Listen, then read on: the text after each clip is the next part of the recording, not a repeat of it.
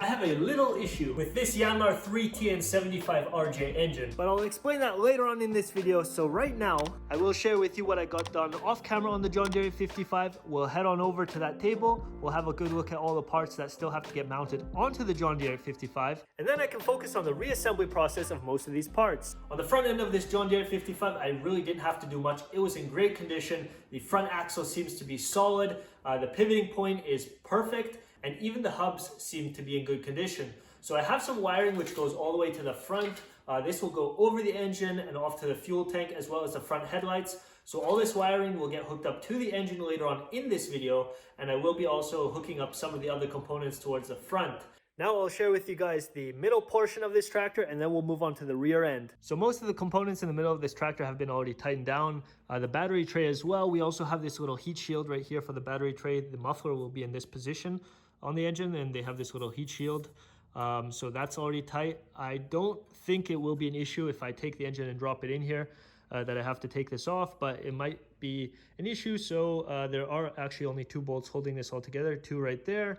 And then from underneath, we also have another 2 right there going off to the power steering, which is the frame of this tractor.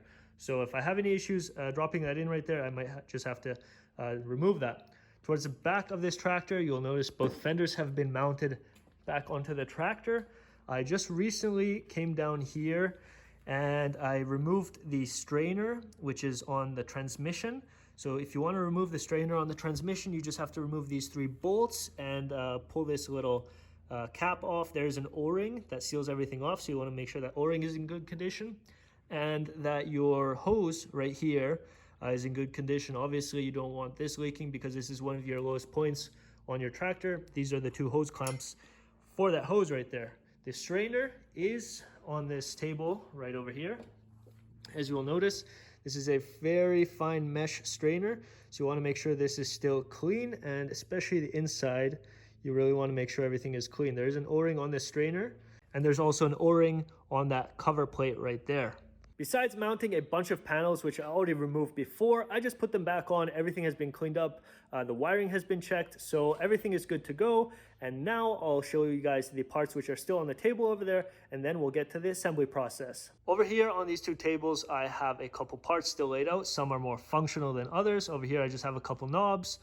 This is the original light that was on one of the fenders. There should have been 2 originally, but this has already been damaged, so I believe I will pick up 2 new ones. Over here we have a couple knobs. Everything is in good condition.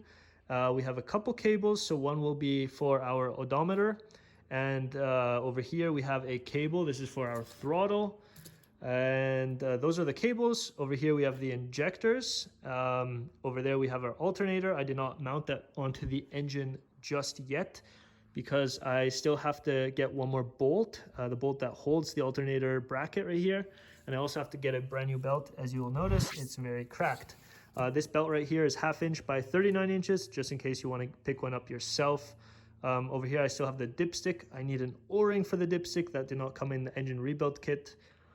And off to the right, I have a couple bigger components. We have the radiator.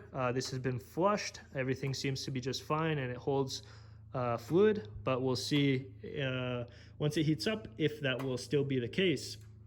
Over here, we have our bracket for our air filter housing, a couple other brackets. These are the engine mount bolts. I picked up some lock nuts, so to keep those in place. As you probably remember from a previous video, this engine came completely disassembled and I had nothing to do with the disassembly. Usually when I disassemble something, I put everything in bags so I know where everything goes again. But the dealership took this engine apart and I had nothing to do with it, so they probably misplaced a couple parts, and that's why I am struggling to actually find some of them. This table over here, I have a bunch of miscellaneous parts. As you'll notice, a bunch of bolts and nuts, the hard lines for our injectors, and some bits of foam, and just some miscellaneous things. I hope I can find where all these bolts go and where all the hardware goes. So down below over here, I have the fan guard, and we also have this mesh. This will keep the radiator clean, and you can just pop this in and out and clean this out instead of always cleaning out your radiator. Over here on the ground, I also have the fuel tank. This has been cleaned inside and out, and I can mount this back onto the tractor very soon. With a bunch of information out of the way, let's dig right into the assembly process.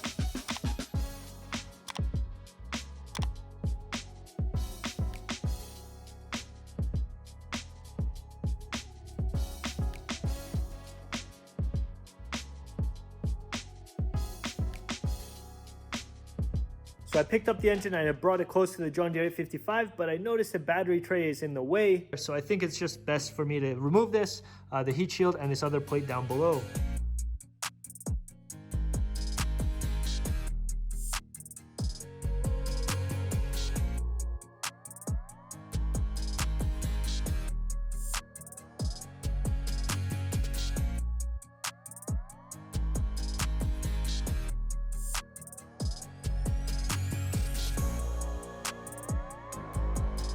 With the Yanmar diesel engine placed on the John Deere 855 frame, I can now go ahead and bolt it down. You probably noticed that I didn't have this coupling and this coupling plate mounted on to the flywheel. As you'll notice, the flywheel is right there. I have the drive shaft already inside of the frame rails and the muffler is right here. So this coupling plate and the coupling is not mounted on the flywheel because I will start this engine solely by itself. I will have the radiator right here, I will have the fuel tank, and I'll also have the battery right here, and I'll set everything up so I can just run the engine for a couple minutes. You'll probably see me do that in an upcoming video, so right now I'll get back to the assembly process.